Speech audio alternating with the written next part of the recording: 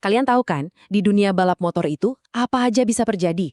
Tapi jarang banget kita lihat balapan yang alurnya bisa dijungkir balikan, kayak di Moto3 Brazil 2026. Nah, kali ini kita bakal bahas cerita tentang drama berkecepatan tinggi, keberuntungan yang bisa berbalik 180 derajat, dan sebuah akhir yang begitu mengejutkan sampai-sampai bakal tercatat di buku sejarah. Oke, coba kita pikirin ini deh. Bayangin, kalian lagi mimpin balapan, udah jauh banget di depan, kemenangan udah kayak di depan mata. Tiba-tiba, dalam sekejap, semua keunggulan itu hilang. Inilah pertanyaan utama yang bakal kita bedah bareng-bareng. Gimana ceritanya kemenangan yang udah hampir pasti, malah berubah jadi pertarungan sengit sampai tikungan terakhir? Nah, buat ngerti apa yang sebenarnya kejadian, kita harus paham dulu satu momen penting yang mengubah segalanya. Satu momen yang ibaratnya neken tombol reset buat seluruh balapan. Nah, ini dia nih biang keladinya.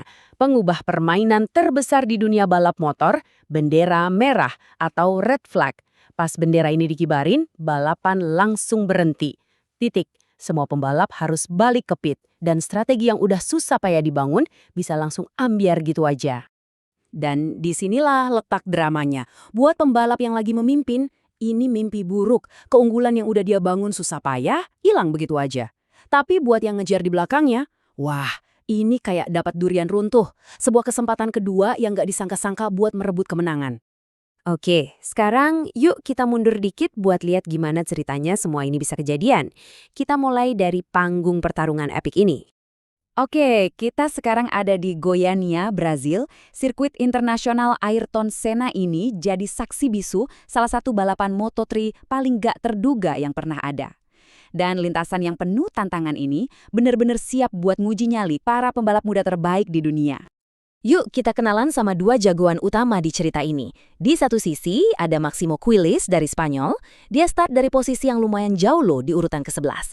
Terus di sisi lain ada pembalap rookie dari Indonesia, Veda Ega Pratama, yang mulai dari posisi keempat dengan harapan besar buat bisa naik podium. Gila, apa yang dilakuin Quiles di paruh pertama balapan ini benar-benar luar biasa. Dari posisi ke-11, dia nyalip satu persatu lawannya terus mulai ninggalin rombongan yang lagi sibuk senggol-senggolan di belakang. Dia nunjukin kecepatan dan kontrol yang dominan banget. Sementara itu, di belakang Quiles, wah, pertarungannya kacau balau, sengit banget. Komentatornya sampai ngegambarin momen waktu David Almansa yang lagi berjuang di barisan depan jatuh. Ini nunjukin betapa bahayanya balapan ini dan seberapa besar tekanan yang dirasain setiap pembalap. Oke, balik lagi ke Quiles. Dia bukan cuma mimpin, dia mendominasi total. Dia udah bikin jarak sampai 4 detik. Kalian harus tahu, di Moto3 yang biasanya dempet-dempetan, gap 4 detik itu udah kayak bumi dan langit. Keunggulan yang harusnya udah ngunci kemenangan buat dia. Terus, di lap ke-15, kejadianlah momen yang ngerubah segalanya. Titik balik yang datang dalam sekejap mata. Dan boom, bendera merah keluar. Balapan berhenti total. Keunggulan 4 detik punya Quiles, lenyap. Semuanya balik lagi ke titik nol. Jadi, balapan dilanjutin, tapi bukan buat sisa lap yang ada. Enggak, balapan sekarang berubah jadi sprint super pendek, super intens, cuma 5 lap.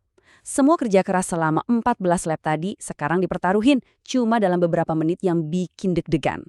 Jadi, coba kita rangkum situasinya ya. Quiles emang apes, keunggulannya yang nyaman, hilang. Tapi sebagai gantinya, dia boleh start dari posisi paling depan. Tekanannya, wah, luar biasa besar. Dia harus sempurna dari awal, sementara pembalap lain di belakangnya sekarang ngelihat ini sebagai kesempatan emas buat nyerang. Nah, babak kedua balapan ini ceritanya jadi beda. Ini soal siapa yang mentalnya paling kuat. Dan di beberapa lap terakhir inilah, sejarah mulai ditulis. Fokus kita sekarang ke Veda Ega Pratama. Di lap terakhir yang super tegang, dia ngelihat ada celah. Dia langsung ngelakuin manuver yang gila, nekat tapi brilian banget, nyalip lawannya dan nempatin dirinya di posisi podium. Komentator balapnya aja sampai sadar, ini momen gede banget. Mereka tahu ini bukan cuma soal podium biasa, ini adalah kesempatan buat bikin sejarah baru untuk Indonesia. Tekanan makin menjadi-jadi, dan dia berhasil, dia benar-benar melakukannya. Veda Ega Pratama sukses mempertahankan posisinya sampai garis finish dan ngamanin podium pertamanya di kejuaraan dunia. Ini bukan cuma kemenangan buat dia, tapi juga sebuah tonggak sejarah yang luar biasa buat dunia balap motor Indonesia. Terus, seketat apa sih pertarungannya di garis finish? Jawabannya, ketat banget. Dia nahan posisi ketiganya dari kejaran pembalap di belakang cuma dengan selisih 0,09 detik.